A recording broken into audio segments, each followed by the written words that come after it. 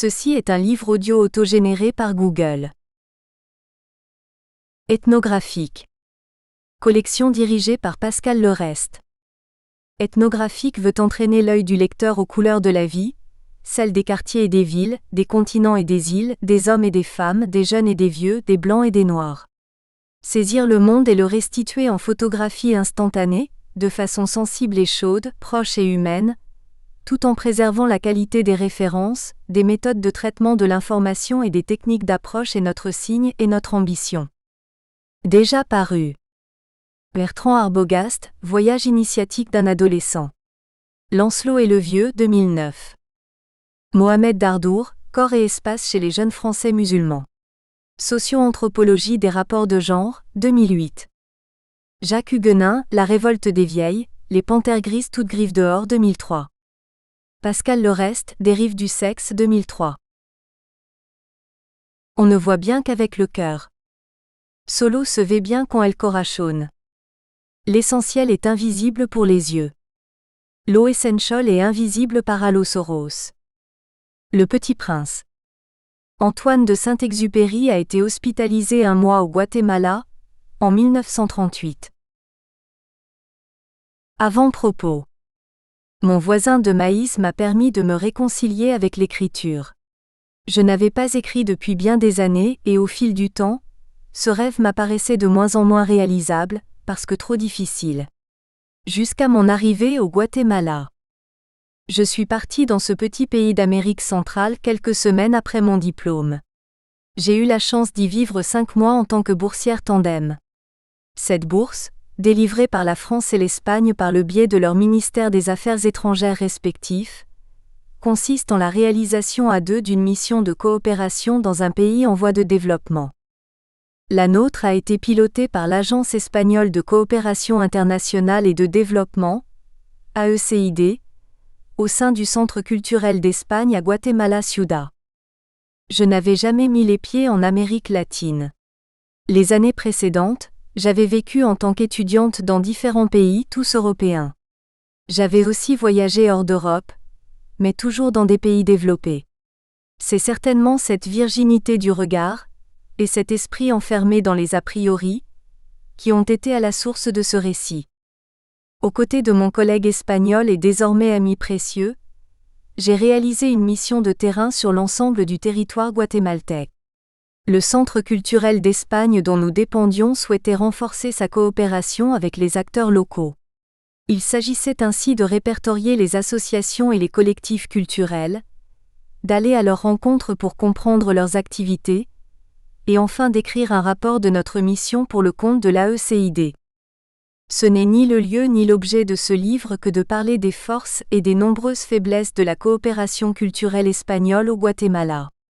Ma déception a largement été compensée par mon émerveillement à être au contact des gens, de leur histoire, de leur culture. D'où le besoin inattendu de coucher les mots sur le papier. J'ai écrit en voulant parler du Guatemala, et uniquement de lui. Ce que j'y ai vécu a trouvé en moi de multiples échos qui je crois résonneront pour toujours.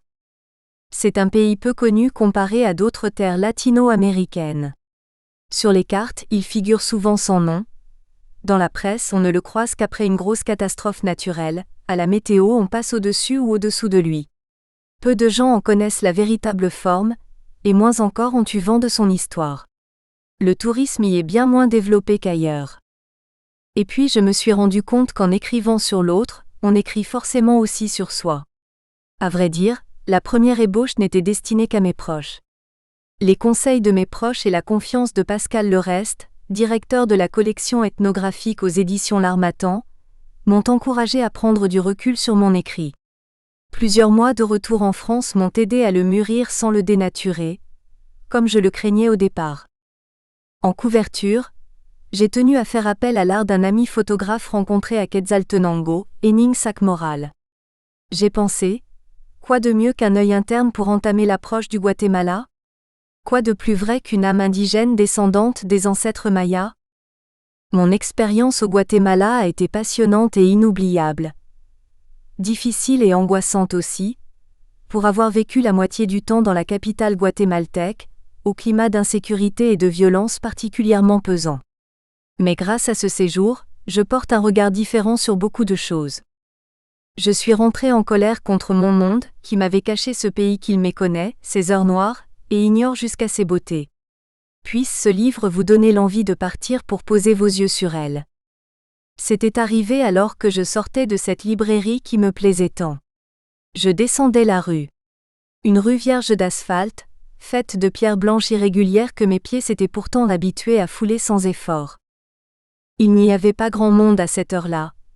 C'était à peine la fin de la matinée. La fraîcheur de la nuit antérieure n'avait laissé aucune trace sur mon corps, que l'eau presque brûlante de la douche du matin avait réchauffé.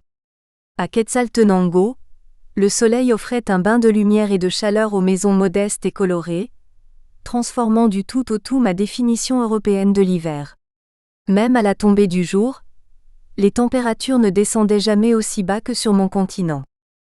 J'aurais bien fait tomber mon gilet noir pour avoir moins chaud, mais j'avais croisé le regard d'un commerçant qui, du fond de sa boutique, assis derrière son comptoir entouré de barreaux, n'avait pas manqué de me dévisager du regard. J'avais aussitôt réajusté mon gilet en le fermant jusqu'en haut, pour qu'il couvre entièrement ma poitrine. L'homme d'un âge avancé ne m'avait pas quitté des yeux, et je pensais que ces barreaux censés décourager les voleurs, malgré leur inefficacité plus que probable, empêchaient au moins leurs propriétaires de s'approcher plus près de moi qui au fond étais la véritable prisonnière du dehors, à la merci des regards insistants et systématiques des habitants. Je n'étais pas d'ici, et malgré mes cheveux bruns foncés et ma peau plutôt mate, cela se voyait. Pourtant je n'étais pas la seule à venir d'ailleurs. Au contraire, c'était le seul endroit du pays où se concentraient autant d'étrangers, hormis les touristes auxquels je ne m'assimilais en rien. La rue descendait en pente jusqu'au pont de Los Chocoyos, un petit pont blanc qui auparavant servait de porte à la ville, aujourd'hui bordé de maisons. De multiples traînées de nuages m'invitaient à remonter la rue qui dépassait le pont, en direction de mon petit appartement. L'envie soudaine d'immortaliser ce moment se manifesta naturellement, comme tant de fois sur ces terres, face à la beauté rustique du paysage. J'osai une fois de plus sortir l'appareil photo numérique de mon sac, et avec une certaine hâte, je l'attachai à mon poignet dans l'élan naïf que ce geste rendrait la tâche plus difficile à d'éventuels voleurs. J'étais alors pressé de rentrer chez moi, et j'avais appuyé sur le bouton sans prendre la peine de bien cadrer l'image. Je n'avais pas même pris le temps de déterminer le centre de ma photo. En découvrant l'image à l'écran, il m'apparut comme surgi de nulle part, surprenant et familier à la fois, peint en noir sur un des murs blancs d'une bâtisse à laquelle je n'avais pas prêté attention. Le visage du Che s'était imposé de lui-même comme principal acteur du paysage, et ma photo, prise à la sauvette et sans ambition, était d'emblée devenue une de mes plus grandes fiertés de photographe amatrice. Les minutes qui suivirent m'emportèrent, et je basculai dans un état presque second où une multitude d'idées se bousculèrent dans ma tête. En un rien de temps j'avais descendu la rue, dépassé la hauteur du petit pont et pris le chemin légèrement pentu qui menait jusqu'à chez moi.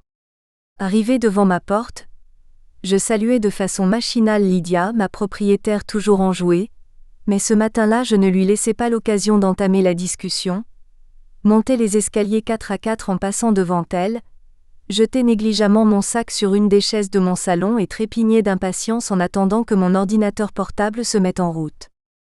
Depuis l'enfance, la peur de laisser cette inspiration s'échapper et de ne plus jamais la retrouver me troublait.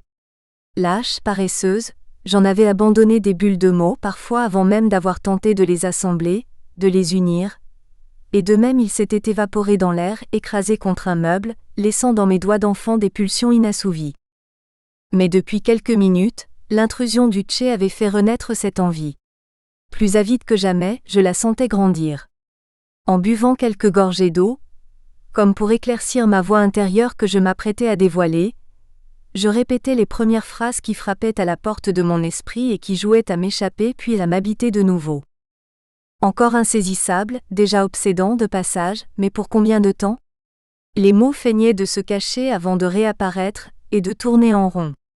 Ils se plaisaient à me donner ce vertige déjà euphorique, presque désagréable, insistant pour que je leur donne cette vie que je n'avais jamais vraiment su faire éclore. Au moment où je posais mes doigts sur le clavier, Je pris une grande inspiration tout en me promettant de rester modeste. Je n'arriverais probablement pas à écrire comme je rêvais de le faire.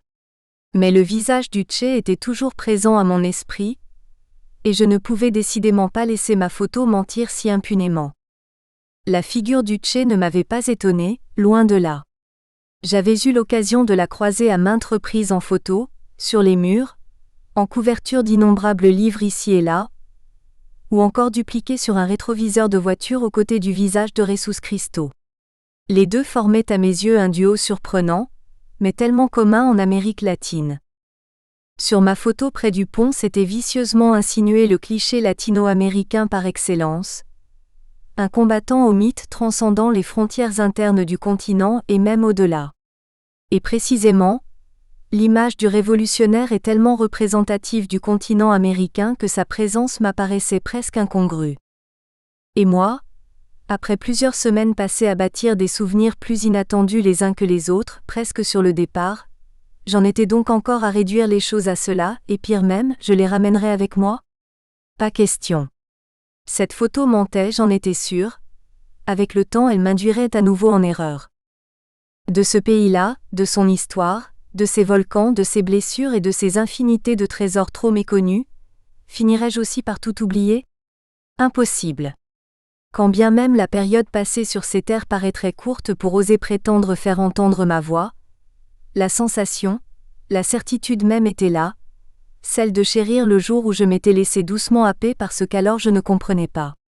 C'était bien cela le plus difficile mais l'essentiel à retranscrire, le moment où l'on a gagné en clairvoyance sans s'en apercevoir, alors que tout brillait d'éclats obscurs.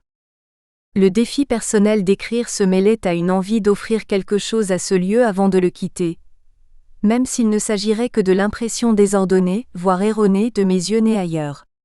Même si ce récit ne serait probablement lu que par mon entourage proche, loin des locaux que j'avais tant côtoyés et des enfants qui, comme leurs parents, leurs grands-parents et peut-être leur propre descendance, ne sauront jamais lire.